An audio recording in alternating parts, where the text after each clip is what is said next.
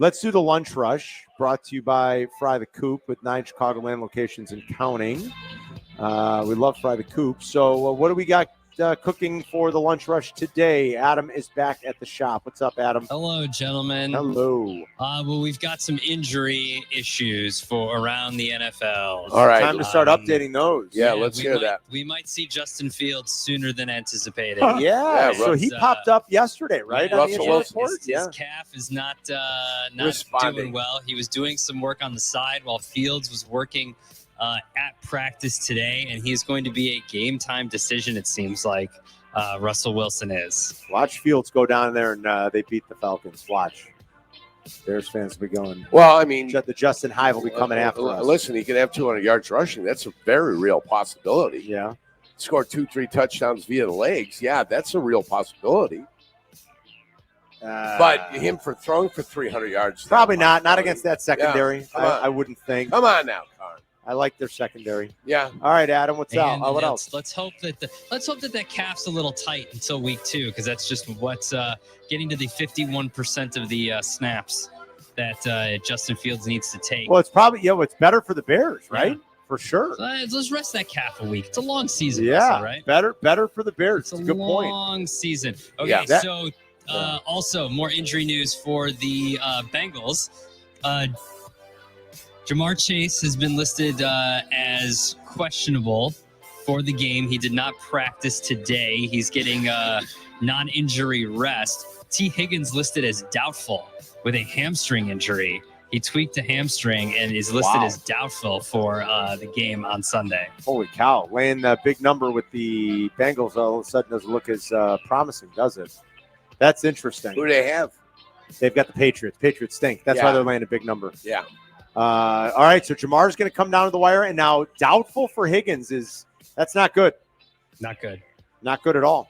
Not This good is why at I'm all. glad. This is why I'm glad I don't play. Well, fantasy Jamar said too. he'd be willing to play without a contract as well. He said, did I read something like he said they're getting close though, right, Adam? Yeah, he said they're close. He's willing to play without a contract. He wanted today to be the deadline to get a deal done, but he said they're close, so they're still negotiating. Yeah, without a contract extension. Without a contract extension. Right. He's got a contract. Yes, he does. He's got 2 years left on that. Yes, he does. Okay, what else?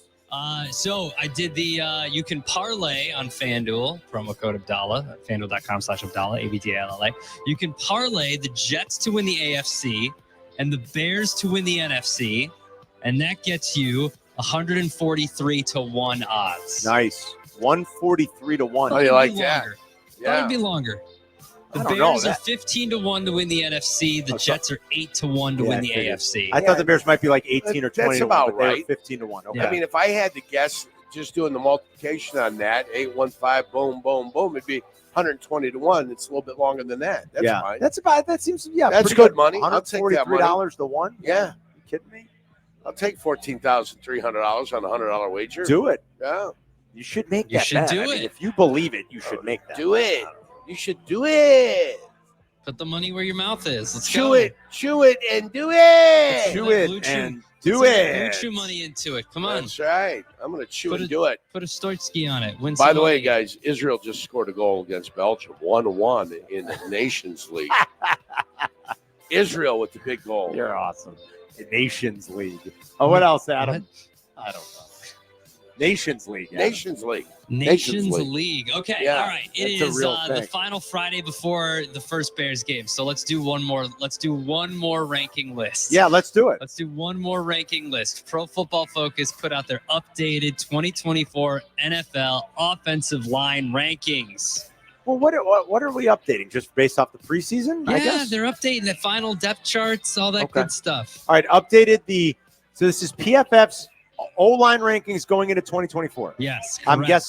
guessing Lions. I think the Lions were 1 month ago, but I'm guessing Lions number 1. Lions number 1. Correct. Eagles 2. Eagles 2. San Francisco.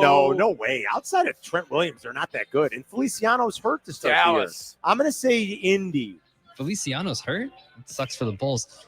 Indy is correct. Indianapolis. I'm going to say Indy. I'm going to say Tennessee. It is Indy. The Colts are 3. All right, so we got the first 3. I'm going to say Now their left tackle's hurt, so I don't know how they're handling this. I'm going to say the Cleveland Browns, but I might be wrong. That is correct. The It is Cleveland the Cleveland Browns. Now, Jedrick Wills is not playing this weekend. Right. So Conklin's going to move over and play left. Okay, Browns are 4. Now this is where it starts to get hard. 5. Could 5 be the Philadelphia Eagles? I already gave Or no, you not the Eagles. Not the Eagles. Come on, Carmen. What Jurko said? The Pittsburgh Colts. Penguins. The Indianapolis Colts. I already gave you the Colts. They were number 3. Come on, Carmen, you're not listening. I thought who did I say was Browns? Why don't I just tell you who's number 5? Yeah, go ahead. It's the Jets. The Jets are 5. Okay, That's right, the Jets. Makes The sense. Falcons are 6. The Chiefs Falcons are are 7. I was wondering where the Chiefs would be. They're 7. Yeah, the Bills are 8. The Steelers are 9. The Cowboys are 10. I don't like the Cowboys.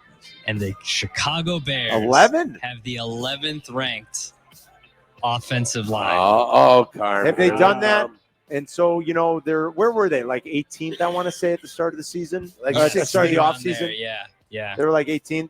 I wonder if some of that is, do you think they like Coleman Shelton a little bit more at center than Ryan Bates? Maybe. Shelton played all 17 Maybe they were games. really impressed with Nate Davis not practicing in the preseason. Yeah, but they're projecting him like he's a starter, though. Like, you know what I mean? They're Yeah, projecting- no, That story he's kind of went there. away in the last 3 weeks. Yeah, hadn't it got quiet with the Hard Knocks, the story went away. They never covered Nate Davis. Not once. Yeah. I think that's kind of like a deep cut, like an No, I don't offensive think- lineman. I don't think it is a deep cut. I think Nate Davis was a problem for this team. I know, but I think linemen. They never covered it. I think that's a deep, kind of like a deep. You know what I mean? Like how much mass appeal is there to what other? They Yeah, they showed me covered other the time. Canadian O-line. Eagle. Yeah, Carmen. that's true. But They that's 'cause he showed took me- his pants off. Harm, they showed me a punter. You're getting lost in the city of Chicago on the way to a game. What are you talking about? Deep cut. What are you covering a punter for? I think like guard play in the league is, I don't know. I think that's a pretty deep cut. So I'm not shocked at it. But I'm guessing a lot of that has to do with maybe favoring Shelton over Bates at center. How else do you jump that high? Because the early projections were probably that was Ryan Bates' job to lose, and then he lost it because he got hurt, don't you think? I don't know what it is. That'd Maybe be- they got a better look at him. Maybe there's injuries That'd be around the my league, guess. and all of a sudden they went up because not of anything they did, but just because Who are the bottom feeders? everybody else fell off. Who are the bottom feeders on that list, Adam? That's a good question. Let's scroll down to the bottom. 32 is the New England Patriots. Patriots, The Saints okay. are 31.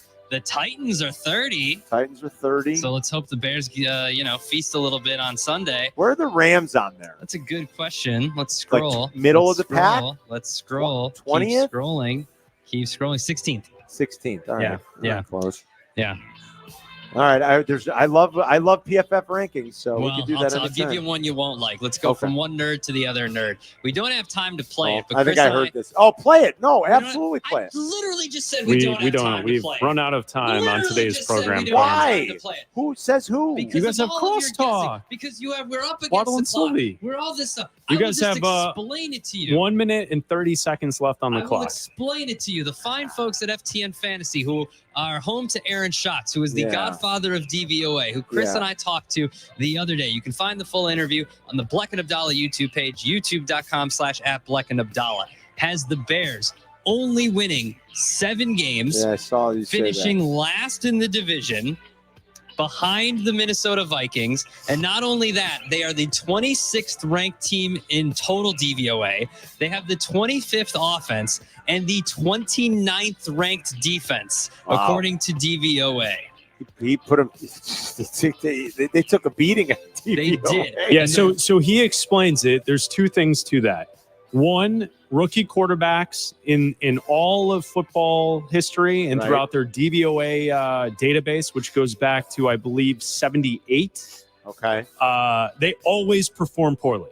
So there Okay. are a few outliers. There are a few guys who have played well as rookie Like quarterbacks. CJ's an outlier. Andrew Luck's an outlier. For the right? most part, the system will look at a rookie quarterback and assume it will be less Struggle. than what you think that they will accomplish. Struggle by. And then the other thing DVOA does not like from year to year is defense success based off of turnovers. Take Because turnovers are not something you can project from one year to the next. Yes. And so the projection from DVOA is suggesting the Bears defense will not be as good as last year because they were enhanced by turnovers. I think that context is important. Like, they're putting this into a formula that's going off of historical, like, precedent.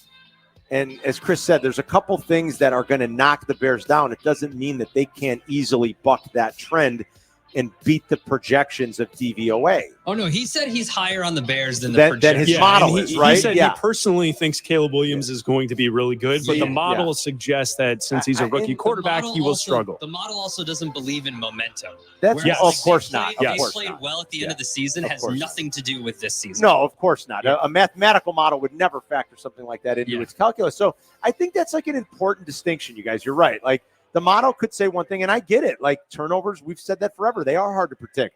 Metrics like great third down defense and great red zone defense, those are not very sustainable historically. So if you were very, very good at one, you shouldn't expect a forecast model to say that you're going to be very, very good at that the next year. There's a lot of randomness and a lot of noise in those data sets. So, like, they're going to be scrutinized more when it's put into an algorithm or put into some sort of a model. So it's not the end of the world. I'm glad you guys had Aaron on to kind of talk about it, like walk you through it, though. And it is an important thing, I think, to make those distinctions. You don't have to look at it and just say, oh, I hate it, or that's the end all be all. It could look very different 8 weeks from now. His surprise team, Carm, New Orleans. He thinks New Orleans, based on the DVOA, is going to be a much better team than people are assuming. That would be a surprise to me. If you told me that DVOA spit out a better team, I'm surprised by that too. Because I don't know. His reasoning is they are extremely average. And extremely average wins games. That's an interesting take. They lost their best offensive lineman. That's an O-line that's not going to be good anyway, and they're going to be without Ramczyk all year. Yep. Yeah, that's an interesting. It was surprising. And I'm not high on Carr. That's interesting.